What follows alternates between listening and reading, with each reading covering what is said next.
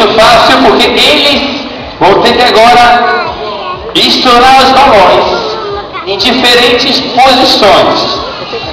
Vamos preparar a demonstração e vamos explicando, porque o Gilson é o homem demonstração e a Luciana é a mulher, Latica, a mulher demonstration. Vamos lá. Quem conseguir estourar os balões no menor tempo possível vai levar o ponto do jogo. Vai começar primeiro a Lu, ela vai caminhando e vai estourar o balão. Vamos lá. Isso, caminhando. E aí o Gilson está lá esperando e ela passa. Rompe no gol.